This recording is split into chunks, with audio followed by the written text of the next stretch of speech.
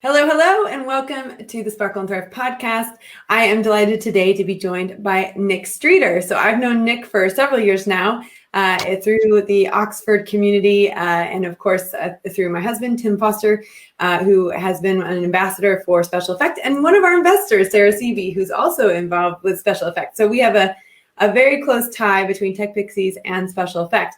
And I thought it was really important to do a partner spotlight because a lot of people don't know, but SpecialEffect has been instrumental in TechPixies' success over the last 5 or 6 years, and connected to us and working with us even before TechPixies existed, when I was running Made with Joy. So I want to bring Nick on and talk to him about SpecialEffect and what they do, because I think it will tug on the heartstrings of most of our listeners and watchers to our podcast. So Nick, thank you for joining us today. I'm really excited to get to talk to you about the subject that is so important, and most people don't even know that much about it.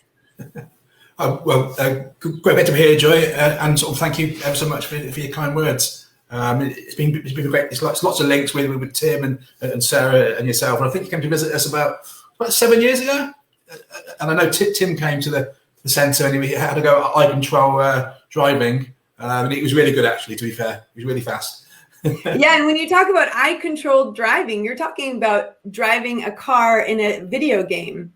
Absolutely, yes. So in terms of the work that the charity does, having an impact across the UK and also globally, thanks to support like yourselves. So basically, first and foremost, we help children and adults to play video games. So that can be conditions like cerebral palsy, muscular dystrophy, motor neuron disease.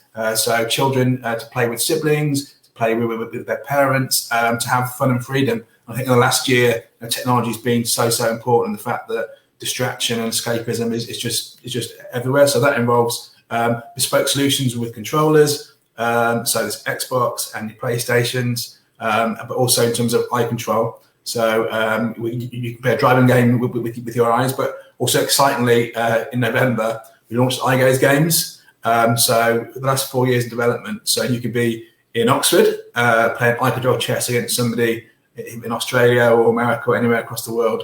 So it's kind of the charity. People think we're bigger than we actually are, which is kind of a compliment, I think. But we don't charge all disabilities, and so it's not a very great business model, but it kind of works. Affects people like the TechPixies community. We also have a project called Stargaze, which has been since the start of the charity. So that works in hospitals and hospices and individuals. Once again, we're with eye controllers, so that's a big part of what we do. So there was a young guy called Rob who was injured in a car crash, and he's been an amazing ambassador for us. And Rob, with eye control, he got a first in law, and he's been just such an inspiring guy. And for us, this stories like that inspire people. And I think in terms of social media, we get lots of approaches because we put something on LinkedIn and people see it, and it's kind of and speaking to people. So we're doing lots of virtual talks at the moment to games companies and other companies, and you never know who's out there, who's somebody that we might be able to help. So we've also got another project helping children with leukemia called Bubble Busters. So there's these lovely little telepresent robots, and they're in the schools and the child's at home, and they communicate and feel engaged. So obviously, like technology changing the world. Yes, so we do a lot. We work with game developers. So that can be some of the big guys like Xbox, we're independent developers, and we don't charge. So we're independent. We don't care who it is. It's all about relationships. It's all about friendships and people sharing stories, and hopefully yourself, Joy, Tim, Sarah, you feel part of the charity. So if you see a case study, I've done a bit of fundraising or just shared something, you've been part of that.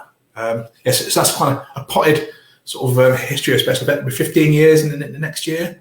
So the first eye control system for most school cost about 20 grand. It's a lot cheaper now, but for us, we don't charge anybody. So if you know anybody we can help, you go to the website and kind of there's a short form. Demand is huge at the moment, but we will get back to you. So there might be somebody that we can help to game or to communicate. So when you say demand is huge at the moment, that means that actually the more money you're able to raise, the more families you're able to help. Is that effectively? Yeah, in a sense, yes. It's kind of what we're doing there. We're trying to, by got a version of Minecraft with eye control, so that's totally free. So we're developing resources and how-to videos, because we're inundated with requests, and you can't. So it's trying to be really, really smart. And we're launching a virtual dev kit for game developers late in this year, showing what they can do to make the games more accessible. So we're trying to think. Actually, we can't on getting every email with everything in the world, but are there really smart ways that we can share best practice? And we're not campaigners, we're catalysts, as Dr. Mick says, and it's kind of showing by example and doing fun stuff. And for us, the best part of my job is when you can share stories. And let's talk about some of the stories, because I think the stories that you share are just amazing. But I'm sure one of the ones, and you have multiple of them, but is the concept of a child who has been unable to play with their siblings because of their whatever condition that they've got that prevents them from being able to play a video game with their siblings, which we know, in my house, very often the family connection is done on Minecraft, and that's how, Tim's into it, the kids are into it, they do their whole, building worlds and all that stuff. So when a child who cannot play with their sibling gets to play with their sibling for the first time, talk to us about that. What does that look like? What does that feel like? Well, it's been described by somebody as like a magic moment. There's been examples like in normal times when our therapist will go into to help a family and help an individual, and when they leave the house or when they left the house back in, it's like they're just ignored because the child's so engrossed in the game. But that's really good. There's a story that I'll be sharing later on my LinkedIn, but it'll be across our social platforms. A little lad called Corey up in Birmingham. So Corey was 5 when we first helped him. He had a prenatal stroke, so he's hemiplegic, and his dad went into game in Briley Hill, I think it was, and said, "Oh yeah, my Jamie, the older brother, can play, but Corey can't." And somebody had seen us somewhere at a game and said, "Oh, have you heard of this charity?" So fast forward, he came to SpecialEffect, and we've helped him throughout the last 6 years. He's now 11, and it's like his dad's a personal friend of mine now. It's like there's a little community of people, and my daughter's been helped by the charity way back when. And the fact that Corey can now game with his brother, and we got approached by EA Sports a few months ago. One of our ambassadors, he said, "Oh, how you doing, Nick?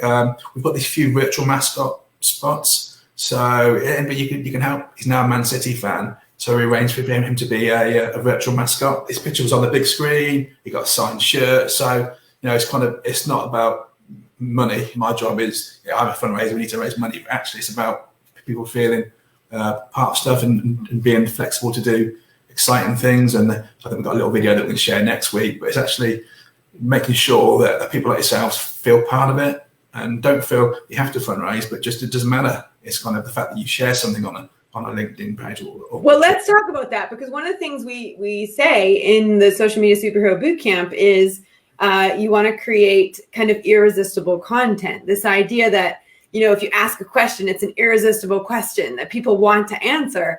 And I think what you do really well at SpecialEffect with regards to social media is you showcase these case studies, and you have beautiful videos that tell the story. You have beautiful pictures that tell the story, and it's not about the tech. It is about the tech to a certain degree, but you don't go on social media and say, here's the latest tech change we've made to make this more accessible with the eyes. You go on and you say, here's Corey, who got to play a game with his brother or sister, or do you know what I mean? And so I think what's really interesting to me is I've watched your social media over the years, and you really understand this concept of, people buy from people give to people interact with people. And it's that concept that if we can bring the transformational stories to life, we can pull at the heartstrings and connect with people and make people realize how important this is. Because, we all had, for the very first time, felt the isolation that, we came with COVID. But children and adults with the different kind of conditions you're talking about, that's a lifelong sentence of isolation. And then it's really important to develop technology that brings them virtually to different things, and also brings them the ability to interact virtually. So the work you do is incredibly important and incredibly impactful. Do you have any other stories you can share with us? There's quite a few. The thing is, it's like about being authentic and not being afraid to be different. And you make mistakes. We all make mistakes, but it's kind of learning from them and actually, being brave enough to do. I mean, I put a LinkedIn post up as I'm overweight about me doing a run, and sort of I took like a light-hearted thing, and people were like really commenting, and I did that just because it's true a lot. But it's making friends and see what happens. That's my big advice. And Dr. Mick and the team, we're just the storytellers. Those are the guys and girls who are stories, and the fact that they can have a little go in Canada like they've done, and actually having somebody in Whitney or Carterton, it's kind of and that's just not being afraid to be different, I think. And look, we're a charity that does things totally differently.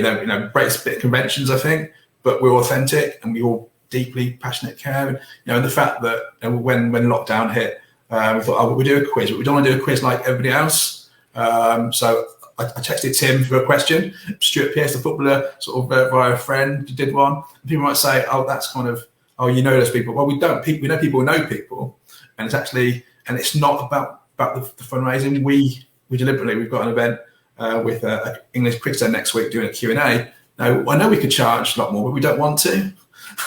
We'll have a raffle, we'll have some nice prizes and but the stories of the kids and the adults that we help. And actually, we thought we got told, in terms of video content. I mean, I don't social media. I do my LinkedIn mainly, and Becky and the team, Mark, do a great job across the channels, and it changes so quickly, isn't it? But if we can keep to the story and actually do a tech post one day. But it's all about the case study is the best thing that we share. That's interesting what you said, because the technology does change all the time, but what doesn't change is the story.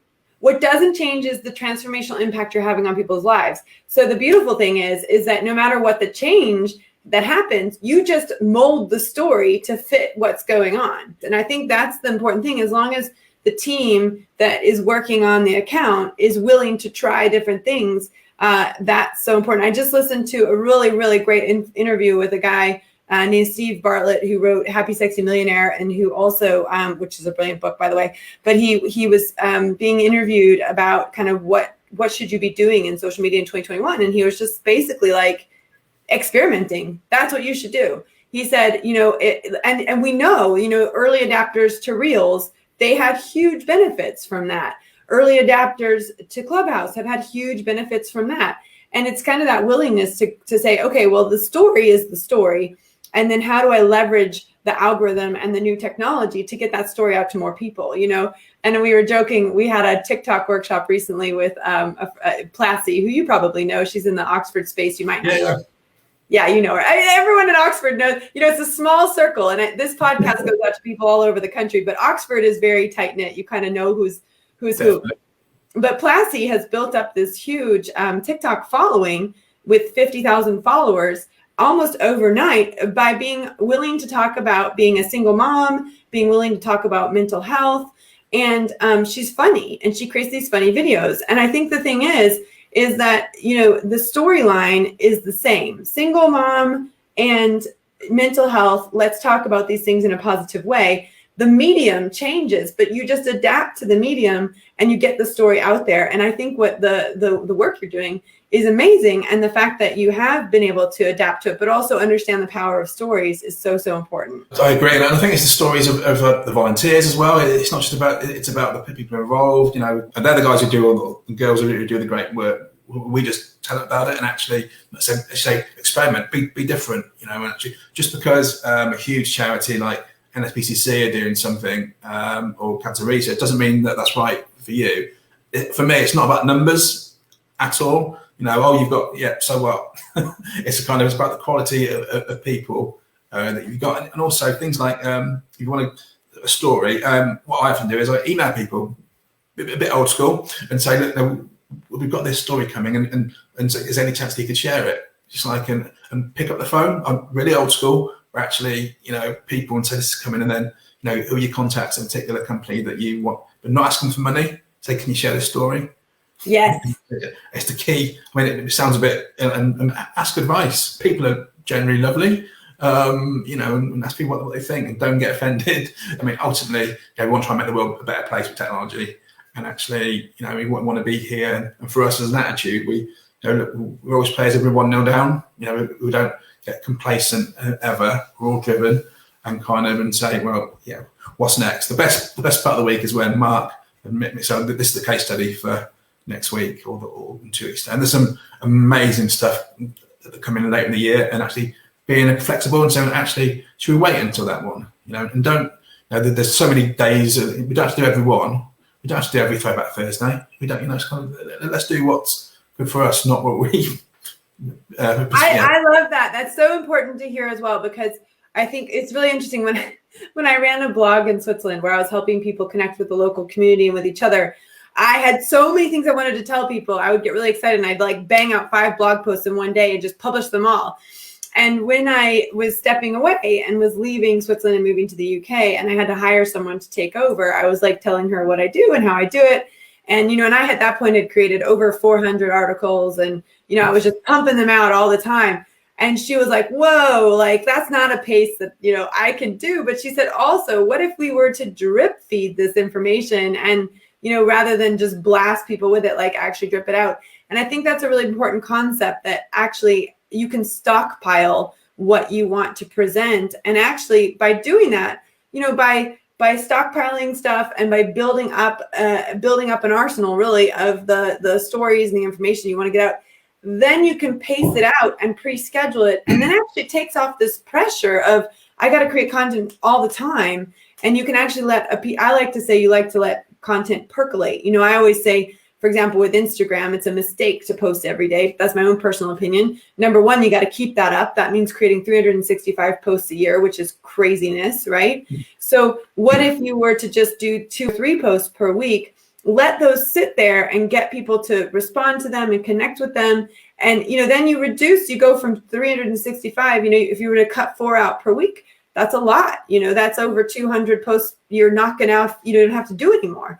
So I think it's important for people to hear that it's okay to not post every single day. It's okay to not blast people with every story. And actually the time in between is important. Would you agree though, consistency? Even if it's 1 case study per week, you've got to be consistent.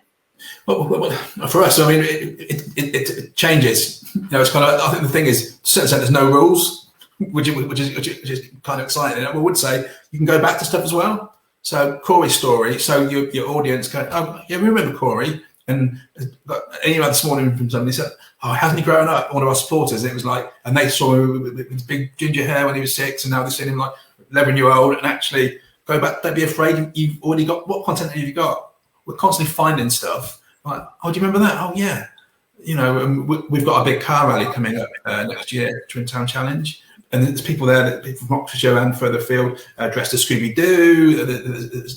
We've got sort of Mary Berry with a beer bottle. We've got kind of stuff. So much content that gets people excited. Yeah, tell us about that. I'm so excited you are doing it. I was worried. So COVID knocked you out this year. You couldn't do the Twin Town Challenge this year. Yeah, we got postponed obviously in 2020, and then this year we thought just Brendan. I think you might know Brendan Cross. He's just an amazing guy, fellow VP of Tim's. Yeah, so basically Twin Town Challenges, 100 £500 cars go from Blenheim Palace to the 2K in France, and they do bonkers challenges throughout the weekend, and it raises. It's the biggest fundraiser, but it's a community.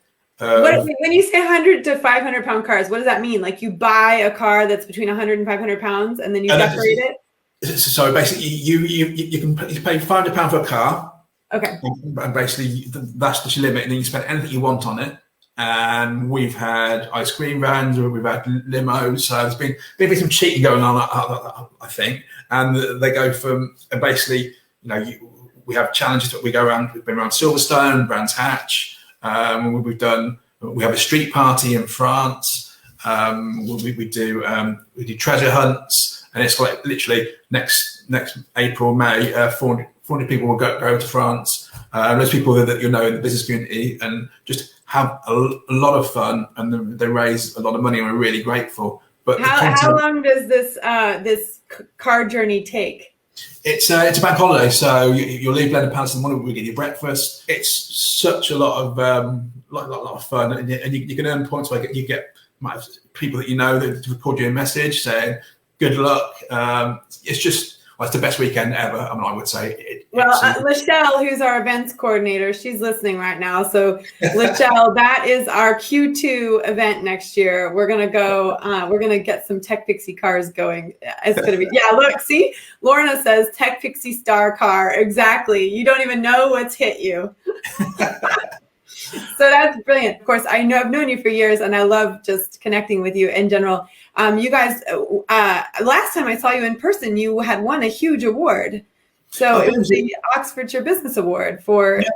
Was it 2008, 17? Gosh, it's been a long time. Yeah, no, I think it was up in... Yeah. So, I mean, for us, that we were so lucky to win that. And it's like, and I would say to other charities, like, go for awards. And because, it's a benchmark, and you think, actually, the analysis of what are we doing? And because you're so busy doing it, like I can see and I know TechPixies is the passion. You get carried away, not carried away. Passion's good. It's the best thing. But kind of sometimes you're like, let's the brakes and actually think, oh, well, what are we doing? And actually, it's we're doing okay because you're so busy, Caroline. You don't stop to think. And you're right. Going for awards is really important. And I remember being shocked when I found out, like, you only win awards if you put yourself forward for them. And, I thought, it's this magical thing where someone nominates you and then, you win, which does happen. I mean, we won an award that way where someone nominated us and we won. But very often you have to apply for awards. And actually what they do is if you do win, they give you serious credibility. And also they kind of, the more you win, and the other thing too is once you start winning one, you start winning more. And what that does is it builds up that external credibility that someone says, this is an award-winning charity. This is an award-winning program. And, they want to be part of that because people like winners, right? They want to be a part of that. But the thing to realize is you're not going to win any awards if you don't put yourself out there and apply for them in the first place. And I think it's super important for charities and also small business owners to be applying for those awards because I can tell you with 100% certainty, the very first award we won, which was the 2017 Enterprise Nation Female Startup of the Year, that changed everything for us. That changed everything. Well, and firstly, for us, we won the West Oxfordshire Charity Award 10 years ago. That for us as well, because we met one person there, Brendan, who has in turn helped transform the charity. It's kind of, and you just don't know. But without going for that award, we never didn't apply for it. Well, I remember doing the email. Let's try it. We hadn't done that. We wouldn't have been able to help literally huge numbers of people. So awards, go for them. Awards, go for them. This is such a great conversation. So the other thing too, I want to just bring up, we have a lot of people in our program who have raised children with autism, which, as you know, with children with autism, there's quite a lot of care that has to go into making sure that they get the schooling and the care that they need. And it means that a lot of women end up having to drop out of the workforce in order to look after a child with autism. A lot of the work that you do is with the eye control. Are you making any progress in the autism space? I mean, at the moment, because the physical disability of it is just so huge on its own. I mean, we do help people with complex needs who have got disability and have got autism, but not specifically, no. But we do find things like Minecraft particularly seems to be, anecdotally, a lot of children and adults that we know really get into Minecraft. And I do know that there's a private server that a parent set up for children so they then go there. So yeah, not as yet. And I think because the physical disability is so huge in its own, or disability there. So I don't think we will, but there are some amazing charities working in that field. The reason I brought it up was one of our TechPixies has posted on here that her son, and this is what I love because this is so inspiring. She says her son, who is autistic and has Asperger's, age 12, wants to develop games for children who can't speak and hear. So what I think is really great is when people see that you can take physical disabilities and you can get people onto games with their eyes. It's like Roger Bannister breaking the 4-minute mile, which was done in Oxford, right around the corner from where I live. But when he did that, it opens up the possibility that it's possible. It opens up it's the key to unlocking what humans are capable of. And so I just love the fact that, someone felt there was a problem and that there was a solution, and then here's what you guys have done. And, I just think that's amazing. And what that does is, by other people seeing your success, it opens up the doors to, well, that we could do this as well, Yeah, it's just quite a story. I mean, it's escapism, and kind of actually, I remember being in a pub like 15 years ago with Dr. Mick, and we worked together. So it's like people go with people. And at a charity called ACE, they're amazing, and they did communication. He said, what do people want to communicate about? What happens if you don't stop being disabled at 5 o'clock? And kind of those kind of inspirational things. The technology in the last year, for me, it's just like SpecialEffect. It's at my very heart. I have my daughter, have so many friends, and it's kind of we just want to keep on keeping on, and don't change. It's kind of nice and a bit random that Kim Kardashian tweeted about us 3 years ago. So random things happen. That we're the official charity for Hobgoblin Brewery, like 100 yards away from my house. But it's kind of, I think we're different, but we're authentic. And it's a community of people like TechPixies that care and want to do good. I love that. Be different, be authentic, do good. Like, I think that epitomizes what you're about. It epitomizes what we're about. And I just think that's why it's such a great partnership. Well, I want to just personally thank you for the support you've given us over the years. And I know for a fact, when we were very in our early days and, it couldn't afford a Dropbox subscription and things like that, where you just reached out and said, how can we help? And I want to reciprocate that now and say, how can we help? And we will continue to share your stories, and also hopefully we'll get our little cars going, our little star cars. I'm so excited about this. If Lachelle's not pumped up about this, then I don't know. She's going nuts right now. I know Lachelle. She's like, oh my gosh, this is going to be great. Amira's going to come along with us. That's her daughter. So it'll be so much fun. Nick, I want to thank you so much for your time today. There were some incredible nuggets in here around, authentic stories and case studies and really sharing content, but also that concept of storing content, not having to share everything right now, but pacing it out. And, it's that concept of we're in it it's a marathon, not a sprint. We're in it for the long run. We don't need everything to happen right now, but let's keep building on the base that we've got. Absolutely. Yeah. And try and have fun as well. I think that's an important thing. So we forget about fun sometimes. I think it's pivotal. Yeah, you're 100% right. So if people want to donate after listening to this, where can they go to do that? It's SpecialEffect.org.uk, but you don't have to. Just being here and it is enough. Spreading the word. If you follow us on LinkedIn, but you would accept the donation if it came your way. Yeah, of course. But I would say if you could follow us on LinkedIn, that'll be fantastic, because that's a real platform for us now for sharing stuff and social media generally. But thank you for being you, and if you make it to France next year, you won't regret it. But Nick, I want to close on that one thing you just said, because a lot of charities don't realize what they can do within the business sector. And I love that what you just said is our number one network that we're focused on is LinkedIn, and you're a charity. And that is such a great tip for people who are in the charity space. We have a lot of women in our program who work for charities or who run charities, and they're on all the networks, but they're not on LinkedIn, or they're not focused on LinkedIn. So I think that's really powerful. What you just said is, you said, go follow us on LinkedIn. I love that, because people don't realize that's, so go connect with Nick Streeter, Streeter. I've just given away your name, but also connect with, look, Rosemary's just followed you on LinkedIn. Brilliant. But with LinkedIn, it's people forget about it. They think about this, but the way to thank people as well. It's just and share a story. One last story. Sorry, we put. I love stories. Go for it, Nick.